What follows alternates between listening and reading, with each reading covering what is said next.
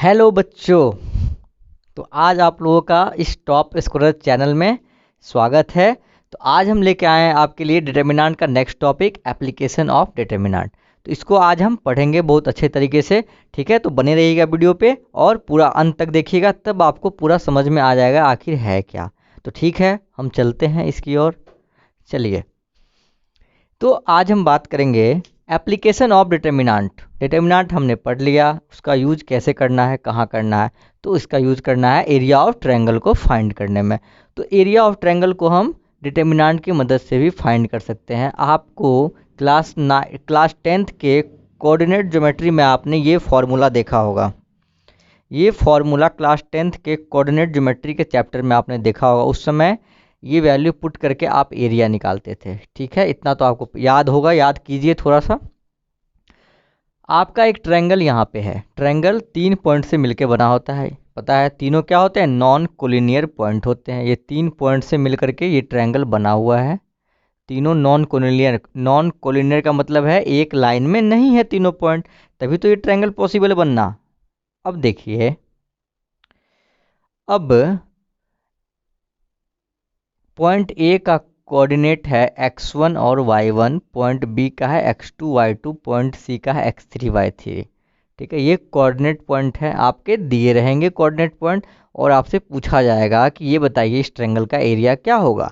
तो सिंपल हम क्या करते थे, x1 की जगह x1 की वैल्यू को पुट करते थे, y2 की जगह y2 की वैल्यू को पुट करते थे। ठीक ना, y2 की जगह y2 की वैल्यू को पुट कर देते, y3 की जगह y3 की वैल्यू को पुट कर देते और ये वैल्यू पुट करके हम एरिया ऑफ ट्रायंगल निकाल देते। बट हमें ये नहीं पता था कि ये फॉर्मूला आया कहाँ से। तो ये कहाँ से आया? ये इस डिटर्मिनेंट जो +2 में पढ़ना है, हमें 12th में पढ़ना है, यहाँ से ये डिराइव होकर निकला है। ठीक, तो डिटर्मिनेंट के फॉर्म में हम एरिया ऑफ ट्रायंगल के डिटर्मिनेंट के फॉर्म में इस कोऑर्डिनेट को इस तरीके से रिप्रेजेंट करते हैं, x1 y1 और यहाँ 1 दे देते हैं ताकि हमें सॉल्यूशन करने में आसानी हो। ये तरीका है इसको फाइंड करने का। ठीक ना, x2 y2 1, y3 x3 y3 1, क्योंकि हमें दो पॉइंट दिए हुए हैं, तीसरा कोऑर्डिनेट दिया नहीं है, तो तीसरा हम मान के चलेंगे 1। सारे केसेस में 1 मान के चलेंगे। ठीक ना, अब ये चीज़ का जो है ना, ये फॉर्मूला का ये डिटर्मिनेंट के फॉर्म में इस तरीके से है। तो अगर आप जानना चाहेंगे कि इससे ये कैसे आया, तो इससे ये बहुत आसानी से आया। इसमें आप डिटर्मिनेंट के ऑपरेशंस को लगा के आप सॉल्व जब करेंगे तो आपको ये आ जाएगा। तो कैसे सॉल्व करते हैं देखिए, अगर हम बात करें यहाँ, ये मैट्रिक्स नहीं है, सॉरी, ये डिटर्मिनेंट के फॉर्म में है। अगर हम बात करें ऑपरेशन अगर लगाते हैं हम यहाँ पे, ये हमारा कौन सा है? ये हमारा रो 1 है, ये रो 2 है और ये रो 3 है। इसी तरीके से ये C1 है, C2 है और ये C3 है। अगर ऑपरेशन हम पहला लगा दें कि R1 is equal to R1 minus R3, R1 is equal to R1 minus R3, अगर ऑपरेशंस ऐसा लगा दें तो क्या होगा? यहाँ पे हो जाएगा x1 माइनस में x3, y1 माइनस में y3। ठीक, और 1 माइनस 1 0 हो जाएगा। और ऑपरेशन क्या लगा दें? R2 equal to R2 minus में R3। ये दो ऑपरेशन हमने लगा देना है। तो पहला ऑपरेशन तो ये हो गया। ठीक, दूसरा ऑपरेशन R2 माइनस R3 करना है, तो x2 माइनस में x3। देखिए, R2 ये है, R3 ये है। ठीक ना, तो R2 माइनस R3 मतलब x2 माइनस x3 कर देंगे और इस तरीके से y2 माइनस में y3 हो जाएगा और 1 माइनस 1 0 हो जाएगा, लड्डू हो जाएगा यहाँ पे। और ये आ जाएगा अपना x3 y3 और ये यहाँ 1 आ जाएगा। तो इस तरीके से हमने ऑपरेशंस लगा दिए हैं। अब इसकी वैल्यू निकालना होता है। आपको पता होगा डिटर्मिनेंट की वैल्यू निकालने के लिए हमें ऑपरेशंस लगा के मैक्सिमम जीरोज करने होते हैं। हमने 2 जीरो यहाँ पे कर दिया। अब इजीली क्या कर सकते हैं हम, ऑपरेशन लगाने के बाद हम इजीली इसके वैल्यू को फाइंड कर सकते हैं। अब फाइंड करने के लिए हमने क्या ले लेना है, हमने यहाँ पे 1 है ना, हमने इस 1 के कंसिडरिंग में ये रो और ये कॉलम को ले लेना है, ठीक ना। ये 1 को कंसिडर करना है, ठीक ना। तो 1 से संबंधित जो रो है उस रो को कैंसिल कीजिए, उसके संबंधित जो कॉलम इसको कैंसिल कीजिए, तो बच गए आपके ये। यहाँ पे आपको क्रॉस मल्टीप्लिकेशन कर देना है। तो क्रॉस मल्टीप्लिकेशन आप कीजिएगा जब, तो यहाँ पे क्या आ जाएगा आपका x1 minus x3 into y2 minus में y3, ठीक ना, minus x2 minus x3 into y1 minus y3। जब आप इसको सॉल्व कीजिएगा तो x1 y2 minus x1 y3 minus x3 y2, इसको इससे किए पहले, दोनों से किए, अब इसको इससे और फिर इसको इससे कर देंगे, minus minus plus x3 y3 हो गया। तो ये पहले वाले का हो गया। उसके बाद माइनस है, माइनस के बाद ब्रैकेट दे देते हैं और इसको सॉल्व करते हैं। तो इस x2 को y1 से, फिर इस x2 को माइनस y3 से, तो x2 y1 minus x2 y3, अब इसको इससे फिर इसको इससे कर देते हैं, माइनस x3 y1 प्लस में x3 y3। एकदम आसान है, ठीक ना। सिर्फ आपको ध्यान रखना है प्लस माइनस का, ठीक ना। जैसे अलजेब्रा का मल्टीप्लिकेशन करते थे ना, बस वही चीज़ यहाँ पे है। आपको अलजेब्रा का नॉलेज अच्छे से होना चाहिए, ठीक ना। अब देखिए यहाँ पे बात करते हैं, x1 y2 minus x1 y3 minus x3 y2 plus x3 y3, ठीक।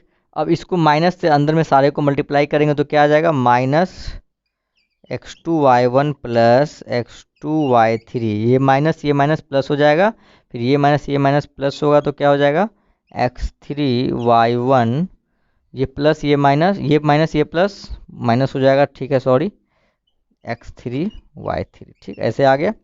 अब यहाँ पे देखिए, यहाँ x1 है, यहाँ x3 आ गया, x2 y1, x3 y3 यहाँ माइनस में है तो ये कैंसिल हो जाएगा, ठीक। अब देखिए x1 y1 है तो x1 हम कॉमन लेंगे तो क्या आ जाएगा, y2 माइनस में y3। यहाँ से हम ले लेते हैं x3 कॉमन, ठीक ना, x3 कॉमन लेते हैं, x3 का टर्म एक यहाँ है, ये माइनस में है तो हम इसको पहले लिख देते हैं x3, तो क्या हो जाएगा, y1 माइनस में y2। उसके बाद हम ले लेते हैं क्या, x2 कॉमन लेते हैं, x2 इसका हो गया, अब ये दोनों बात बच गया, तो x2 कॉमन लेते हैं तो क्या आ जाएगा, y3 माइनस y1 आ जाएगा यहाँ पे। तो और ये आगे में क्या है, इसके आगे में लगा हुआ है 1/2 और 1/2 लगा देना है। अब आप मिला के देखिए, क्या यही फॉर्मूला है। ये हो सकता है कि x1 यहाँ पहले है, x3 बीच में आ गया, कोई बात नहीं, बीच में भी आ गया, इसको हम चेंज करके यहाँ भी कर सकते हैं, x2 को बीच में ला सकते हैं, लेकिन फॉर्मूला आपका डिराइव होकर यहाँ पे आ गया, एरिया ऑफ ट्रायंगल का फॉर्मूला।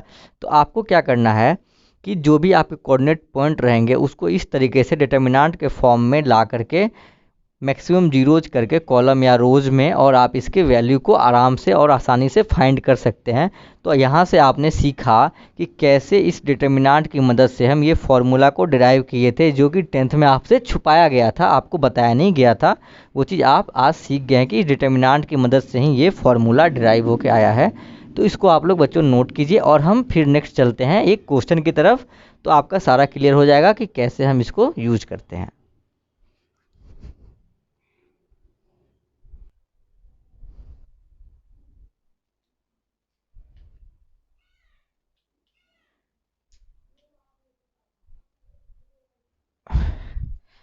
तो चलिए अब हम चलते हैं एरिया ऑफ ट्रायंगल फाइंड करने के लिए। हमारे पास तीनों पॉइंट के कोऑर्डिनेट दे दिए हैं, x1 y1 x2 y2 x3 y3 हमारे पास दे चुके हैं, ठीक ना।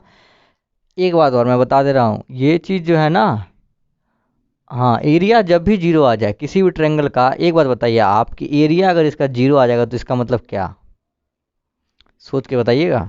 इसका एरिया अगर जीरो आ जाए ट्रायंगल का, इसका मतलब क्या, इसका मतलब ये कि ट्रायंगल नहीं बन रहा है, मतलब तीनों पॉइंट जो है ना, ये ABC तीनों कहीं ना कहीं एक लाइन में होंगे, सिंपल सा बात है। उसी को हम क्या बोल देते हैं, कोलिनियर पॉइंट है ये तीनों। मतलब तीनों एक लाइन में है तो ट्रायंगल बन नहीं रहा है, ट्रायंगल बन नहीं रहा है तो एरिया कहाँ से निकलेगा आपका, इसीलिए एरिया आता है 0। तो जब भी आपका एरिया 0 आ जाए तो हम सब कह देंगे कि ये कोलिनियर पॉइंट है तीनों। अगर एरिया कुछ भी आता है तो बोल देंगे ये नॉन कोलिनियर पॉइंट है, मतलब एक लाइन में पॉइंट नहीं है, तीनों अलग अलग पोजीशन पे हैं और तीनों को ज्वाइन करने के बाद ट्रायंगल का फॉर्मेशन हो रहा है। तो ट्रायंगल का फॉर्मेशन हो रहा है तो इसका मतलब है कि इसके अंदर कुछ ना कुछ इसका एरिया है, एरिया बाउंड कर रहा है। ये जितना ये रेड वाला पोर्शन है ये क्या है, area bounded by it's triangle. ये ट्रायंगल कुछ बाउंड कर दिया एरिया, वही एरिया निकल जा रहा है हमारे पास। अगर एरिया, अगर तीनों लाइन में, अगर तीनों पॉइंट एक लाइन में रहता तो एरिया 0 आता, ऑटोमेटिक है। तो दिमाग में इसे रख लीजिएगा आप लोग। तो अब चलते हैं हम एरिया ऑफ ट्रायंगल को फाइंड करते हैं। आराम से बने रहिएगा और देखते रहिएगा, ठीक ना। तो मैंने बताया था एरिया ऑफ ट्रायंगल फाइंड करने के लिए क्या करते हैं, या तो 10th में जैसे करते थे x1 y1, ये हमारा x1 हो गया, ये y1 हो गया, x2 y2, x3 y3 को उठाइए, इसमें डालिए, आपका एरिया आ जाएगा। लेकिन अब आप बड़े हो गए हैं तो बड़ों की तरह काम करना है थोड़ा, ठीक ना। तो चलिए चलते हैं अब इस तरीके से कैसे काम करेंगे। तो हमने क्या करना है, ऑपरेशन लगा देना है। मतलब हम देख रहे हैं कि यहाँ भी 1 यहाँ भी 1 है, तो मतलब आपको ऐसा बाउंडेशन नहीं है आप इसमें से इसको घटा के 0 कीजिए, या इसको इसमें से घटा के 0 कीजिए, या इसको इसमें से घटा के 0 कीजिए। मतलब आपको कहीं ना कहीं 2 0 कर देना है और सॉल्व करना है। आपका आंसर सेम आएगा, घर पे आप करके देख सकते हैं। तो अब हम ऑपरेशन सपोज मान लगा, ये हमारा R1 हो गया, ये आपको पता है, R2 हो गया, R3 हो गया, C1 कॉलम 1 कॉलम 2 कॉलम 3। तो हमने क्या किया, हमने क्या किया, R3 जो है ना ऑपरेशन लगा दिया। क्या लगा दिया बताइए बताइए, R1 माइनस R3। तो R1 को हम लिख दिए R1 माइनस R3 और R2 को भी लिख दिए R2 minus R3। Very easy. अब घटाओ तो आप लोग को आता होगा, जोड़ घटाओगे तो कमजोर नहीं होगा, इतना तो पता है, सब अच्छे से करते होंगे। अब इसको हम फिर से लिखते हैं, चलिए एरिया ए बराबर लिख देते हैं 1/2, बाहर में है तो भाई बाहर में रहिए आप। तो -2 -2 -2, तो -2 में से -1 को घटाएंगे तो कैसे होगा, -2 -1 मतलब +1, मतलब +1, ठीक।